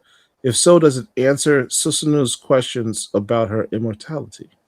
She's talking about the ages of apocalypse in that future where she ascends to that elemental form. Yeah. Uh, Her I immortality is don't. going to come up as a subject a lot, given her godhood. Yeah, it's something I've not started exploring yet, so I don't know. I can't say any definitive answer yet. Has anyone else noticed that the Storm's belt on her original Rogue Storm costume somewhat, what is that word? Somewhat Somewhat Resembles. resembles her Black Vortex tiara and has similar elements. Um, I hadn't noticed. No. the belt I've not noticed. I'm not sure. I have to check the belt. Yeah. Will Storm cross over to Sorcerer Supreme? That's more of a big Marvel decision. How in Bath's name did you of all people wind up on the Black Panther project? Yeah, there's a huge Ah, contention of people that swear that you hate Black Panther because you said that you like Shuri. That's yeah. one of you. Uh, it's something I don't want to talk about on Twitter, but I think I can just mention it here. Yeah, Um, when people can't control you, then they try to control the narrative around you. Mm-hmm. Um, Mm-hmm. so I would mention a few things that I've been accused of when it comes to Black Panther. Um, someone asked me what's my favorite thing about Black Panther, and I said Shuri. Number one, why did I say Shuri? The same person that asked me that question is the same person that's been harassing me consistently online. Is the same person that from issue one of the story was complaining why I listed Riri's algorithm, Shuri's algorithm, and not Black Panther's algorithm. Is the same person that said the only reason Dr. Voodoo was in the story was so that Dr. Voodoo will fail and Dr. Doom will succeed because I hate black men, I prefer white men, and different things. So it was the person that was constantly attacking me that, oh, nobody really likes Shuri. Anybody that likes Shuri, they just hate Black Panther, yeah, stuff like that. So that same person asking, oh yeah, what's your favorite thing about Black Panther? And I said, yeah, Shuri. So context. Um, what other things? So many things that I didn't say. I said Black Panther was smarter than Shuri. I did not. I said I think in my own head canon, Black Panther has a specialty as a genius. Shuri has her own specialty as a genius. And I listed some things, I listed, biology for one, computer science for the other, things and things like that. Never said one was smarter than the other. Mm-hmm. yeah. I remember that Various discussion. stuff. You said Shuri was an engineer and T'Challa was like a physicist. Mm-hmm. Yeah, Mm-hmm. so I mentioned a couple of things like that. So, and is this same account that goes on every platform to keep saying things that I did not say or misconstrue them and everything like that. So it's very weird. I think It they're also is. saying that I lost all my black fans. That's why I want to write Black Panther to appease them. And it's like people support my work and I'm very, very grateful for that. It's not that I've spoken on Black Comic Lords here about a Black Panther pitch before I got to the Storm book. It was when I was writing Akogun Brutalizer of Gods. You interviewed me. That so it's like uh, and about why I got the Black Panther project. Editor Will Moss is in charge of that project. I already worked with him on a Shuri project for Marvel Voices.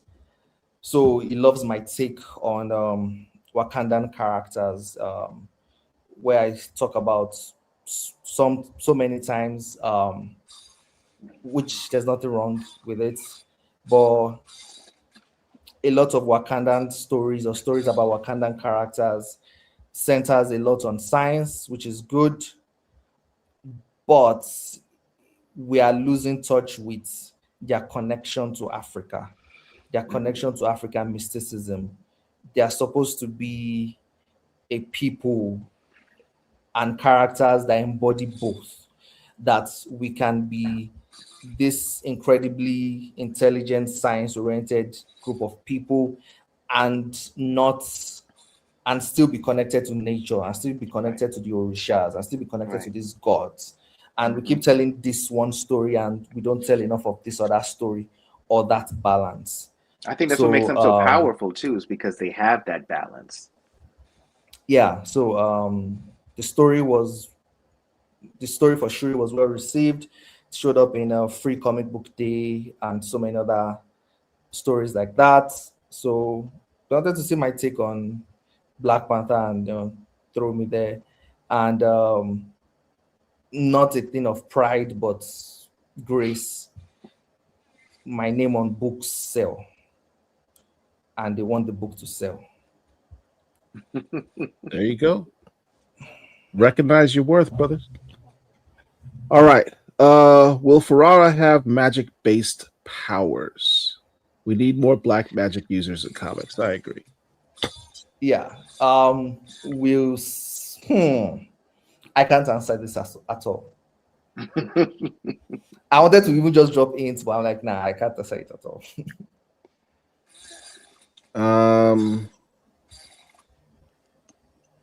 Let's see. When will we get to see Death, Eternity, and other abstracts again? It might take a while. Right now, it's mostly Storm and demons.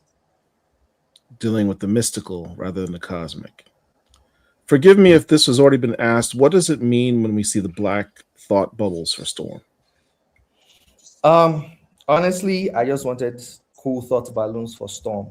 I didn't want it to just be the regular white ones, especially in the X-Men universe where those thought balloons look very similar to telepathy balloons. So I wanted us to look different, so that's why ours are black. I love black for Storm. Was the guy the only one that went into an electronic? His girl didn't get sucked into the TV? His girl did, but okay, there are some things too that, because I'm a male writer, I tend not to show biases. Any character can die in my book. I've seen people talk about, oh, I killed black characters. Yeah, I've killed white characters too. Phantom X's head was decapitated, all the stuff. I've killed Asian characters. Yeah, it's all happened. So it's not like, oh, I specifically look for, So I try to make it as diverse as possible to not show any biases, both for the good and the bad.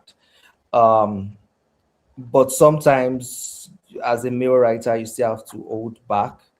So sometimes, yeah, it's unfair, but for some of the gruesome deaths, it's the couple that died, But I had to show more of the male one than the female one. So we just see the female already dead. Because we don't need any more So she was sucked into the TV. Yeah. Males and Murea's an equal opportunity serial killer of characters. We finally gonna find out what happened to Craig. Nobody cares about Craig, man. Corny ass Craig. What the Craig? So Craig star. Go ahead. I'll let you. I can say their intentions to have some scene set in Araco in the future. Craig's still in Morocco. Not that I care. He got them blue kids. Raising them kids. Are the next issues going to tie in with Wiccan? No. Oh, that's right. She will be in Wiccan. Mm-hmm. But I'm excited to read Wiccan appearance. Yeah, me too.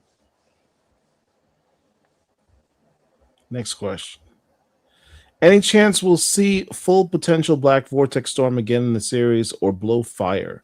That was awesome. Okay, sorry. I just remember something else too. It's also about this live stream where we invited Tom Brevoort. It's also said that we were very happy, we're very giddy that because we ship Storm and Wolverine. Number one, I've not even shared who my ideal ship is for Storm. I've only mentioned things that I've seen in my research. And the reason why we were happy on that day, if Paul remembers, I don't like people twisting the narratives, is we were happy we were getting to do a sex scene. Mm-hmm.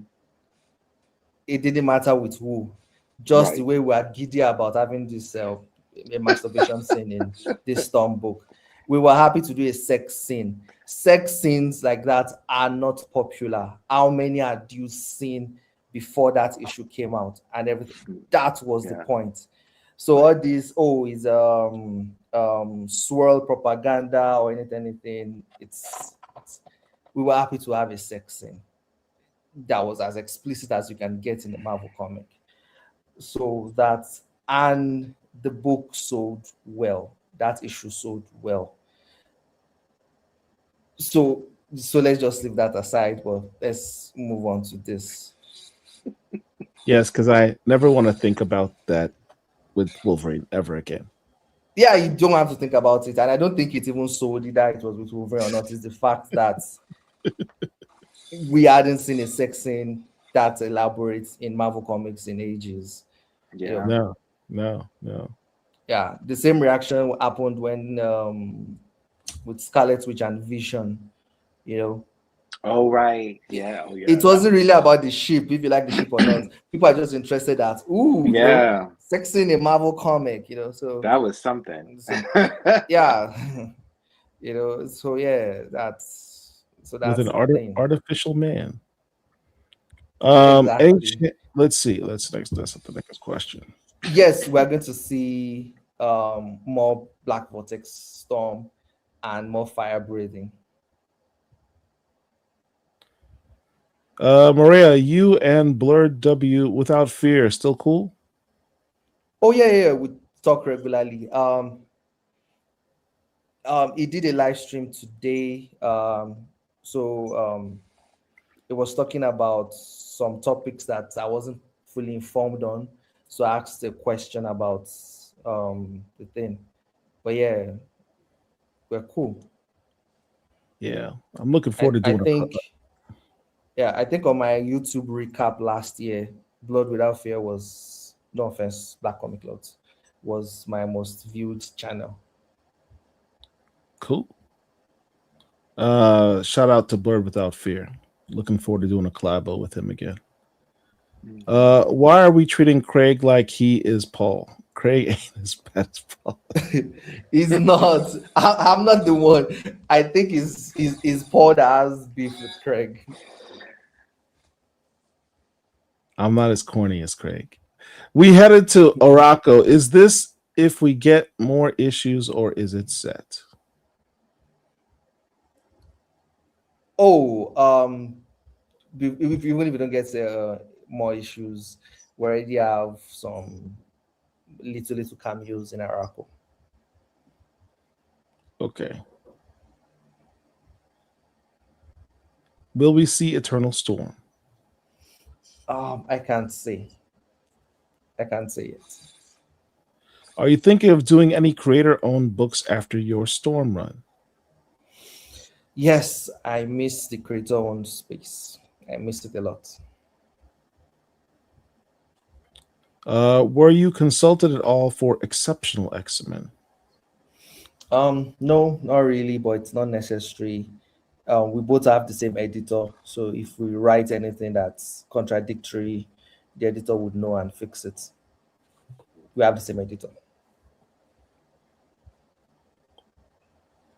Here's the next one. Any more? Is that it? I thought there was one that just disappeared now. I think we had answered that one already. Nope. Okay. Producer says that's it. I have a question.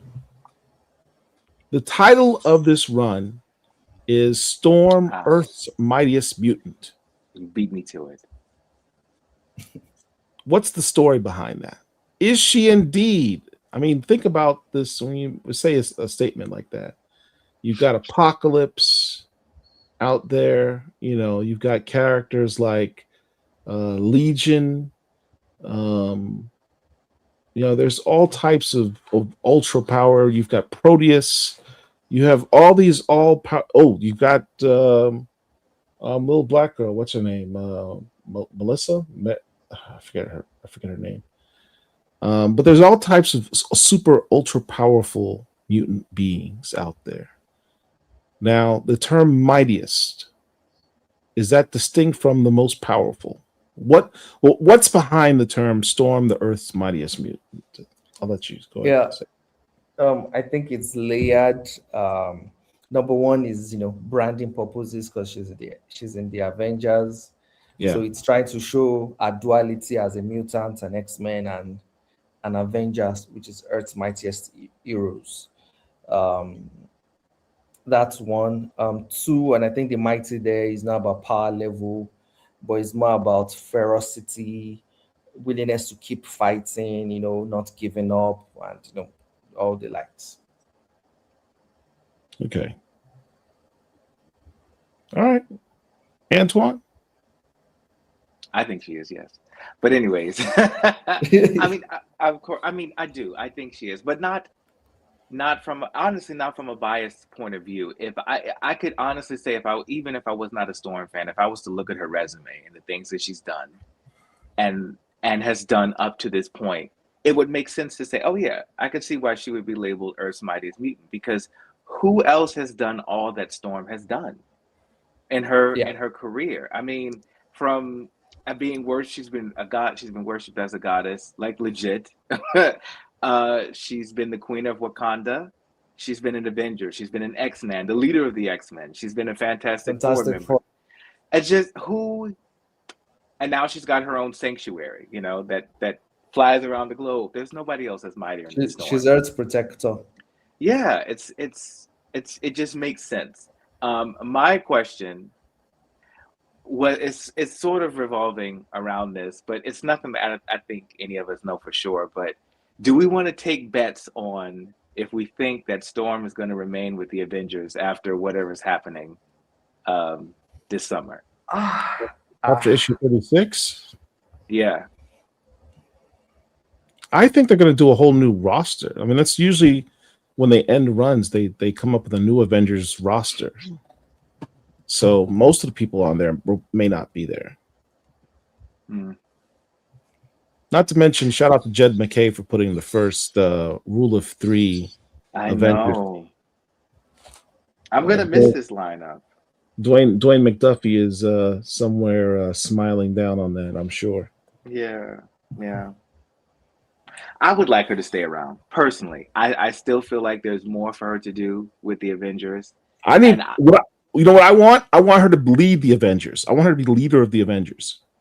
Because if you look at the roster, everyone on that team has been a leader of the Avengers, has been chairperson at some point, except for Storm.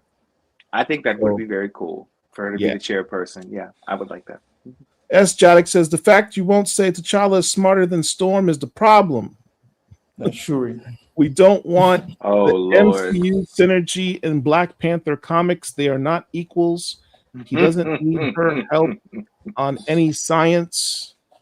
I can't say I disagree with you, S. Jadix, with regard to T'Challa's intelligence being beyond reproach. He's one of Marvel Comics' smartest characters.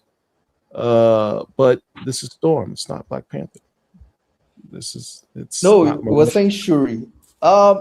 It's number one. I didn't say T'Challa is smarter, and I didn't say Shuri is smarter either. I don't see the need to compare Black characters to each other to see, who is what's the most. I don't say that. I don't say they're equals either. I just don't mention it at all. And I've never said T'Challa needs help from Shuri on anything in science. All I said was two geniuses can exist.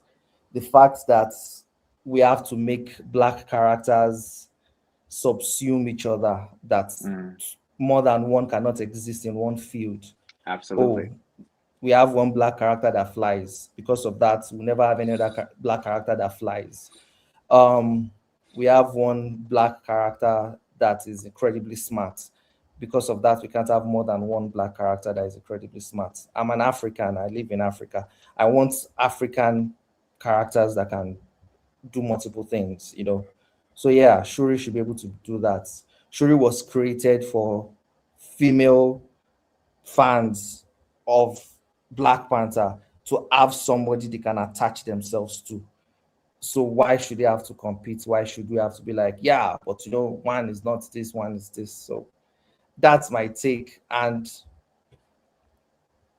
I would stand by that take. I think if I was to say anything to this, I would say two things. The first thing is that we want to look at this and explore this really carefully, because we're talking about a black male character, which is very important, but we're also talking about a black female character, which is just as important. And what I don't like about this remark is it just kind of has a little misogynistic nastiness in there to me, because what you're saying is that Shuri can't be great because T'Challa has to be greater, and that's not true. They can both be great, and you can And love who you love. yeah, and I understand if there are issues with the MCU. That's the Sure, MCU. absolutely. This is the comics. So why should we? It's not our job in comics to fix or address things happening in the MCU. The MCU is Mhm. the MCU. If it has its own issues, that's its own problems, it's there. We're not going to. Will it make sense, for example, just because in the MCU, T'Challa is dead in the MCU and they're not recasting Right. T'Challa? It doesn't make sense in the comics for us to now say want to kill T'Challa too. Doesn't make sense. It doesn't make sense to now say, okay, you know what, to make it equal, we'll now kill Shuri off too. So that yeah, it's now equal now. Shuri is Black Panther in MCU. Here we've killed Shuri and now it's equal. It doesn't make sense either. We should be who we are. We should have our own identity and tell our own stories. Which is not our work to fill in the gap for what MCU is missing or not having. We are here to Yeah. tell our own stories.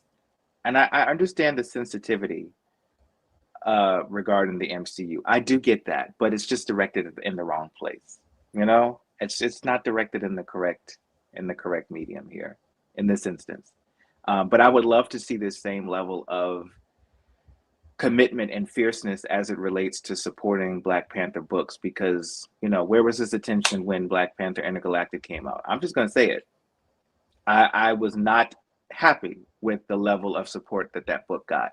I feel like it deserved a lot more, and I want to know, you know, this kind of outroar and outrage. I want to see that translate into the sales for the Black Panther books, because we deserve to have an ongoing book.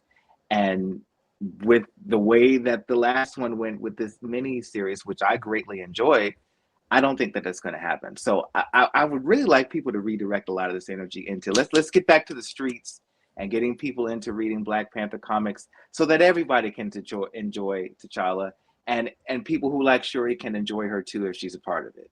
That's how I feel. You know,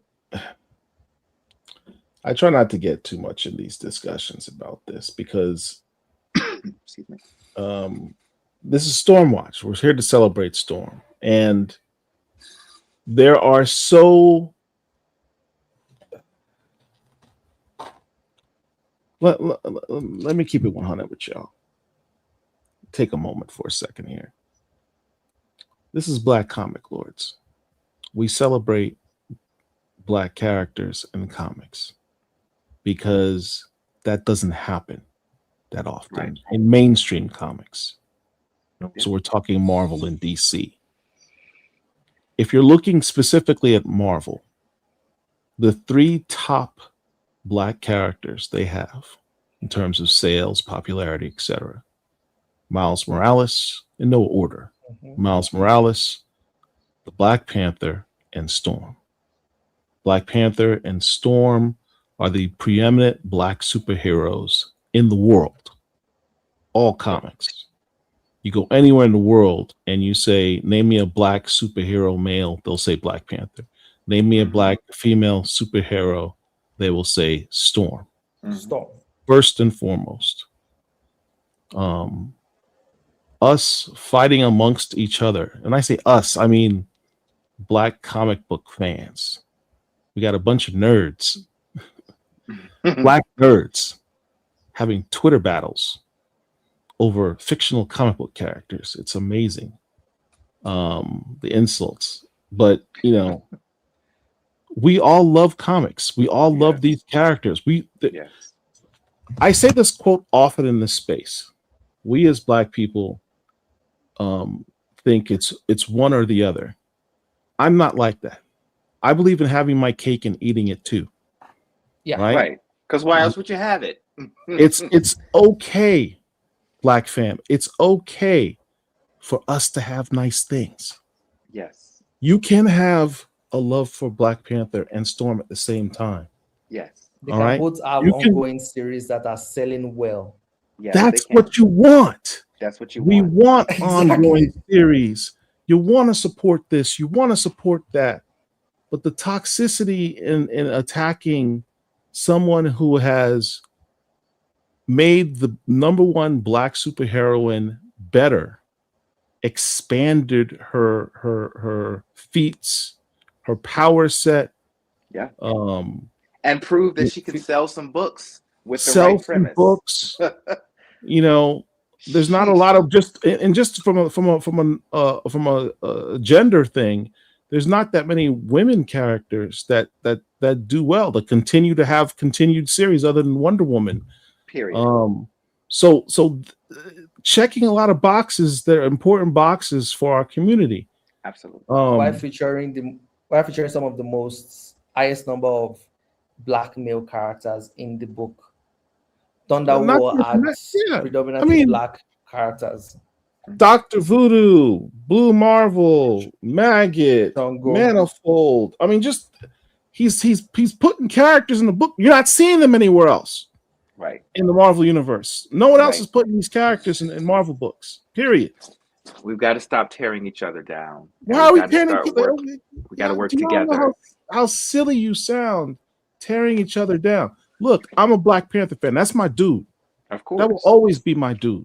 Likewise. I go hard for the Choro. That's my couple. It hurt me. It's you three hurt me, Murea. I get it. I get it. I'm with y'all on that. But understand, this the toxicity in this environment, in us tearing each other down, when we really need to be focusing on, let's try and make all these books eat. Yeah. Let's get all these characters to be big up. I Yeah. wish the energy could be directed towards directing people to get pre-orders on these books. Right. Yeah. Right. I have so many comments come out lately talk about, well, where are the Black History books this month? There's no Black History books coming out. Were y'all buying the other Black History books? First of all, these Black History books shouldn't really exist, but that's a whole other discussion.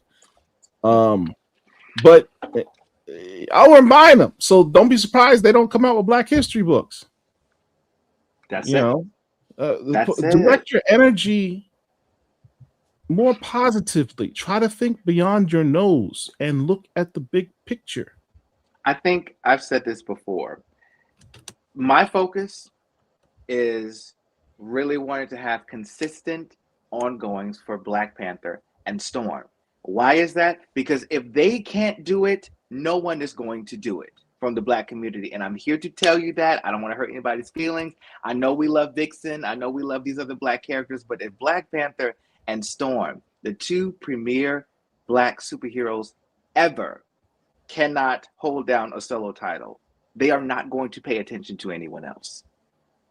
Monica Rambeau, who we love, they're not going to do it because they're looking at the numbers. And if they're saying, okay, Black Panther and Storm are struggling, they're not going to take any chances on anybody else. We've got to come together and support these books. Because guess what? Those Spider-Man fans might talk absolute dog crap about whatever's going on over there. Amazing Spider-Man fans, but they're still going to buy that book. All the variants. All the variants. It don't matter how much they can't stand it, because they're not going to let that book fail. Same thing with Wolverine. We're not going to let those books fail. They may talk about it, but it's on their pull list, and they're picking it up. And we have to be the same way. Oh, I'm not going to get that book because I don't like this particular panel and what they said in this. Please spare me. This is why we can't get nowhere. We got to do better. I have to get off my soapbox. I just had to say that, man. But you're right. I get it. I get it. It's I don't know. It's unnecessary, man. The level of toxicity is it's completely unnecessary. Black nerds going after each other. Like, you realize how much forces are up against us, and we going after each other. You know how stupid you sound. And they love it. Like truly stupid you sound. I see someone saying, "Oh, there are no real Shuri fans. If anybody likes Shuri, they just hate black men." Like, where is that logic coming from? That's silly. That's silly, because you're also not looking beyond your own nose. My daughter likes Shuri. Screw you. Sorry. My sister likes Shuri. That's why that's her favorite character. That's why she was created. That's why she was created. Little black girls, man. You think black girls don't read comics? They need black girls shouldn't have someone they can look up to? Come on, man. Miss me with that foolishness, man. I'm done with this topic. Let's move on. Anyone else have anything positive to say in the chat? Was that it? The fact that you let's see. Also, the story Aurora want to know about Jericho being the avatar of death. Would see the investigation trying to discover what happened with Jericho as part of the story. So it's built in part of the story, that mystery of what happened to Jericho Drum. I mean, that story could potentially be huge, man. The Marvel's Necromancer as the avatar of death. That should be like a major Marvel event. That's what I'm saying. I said the same thing. That should be like a Marvel crossover. He should be. This should be the blood hunt of 2026. Is Jericho Drum as the avatar of death? But guess what we're getting? You have to read issue 3. It's going to feel like it.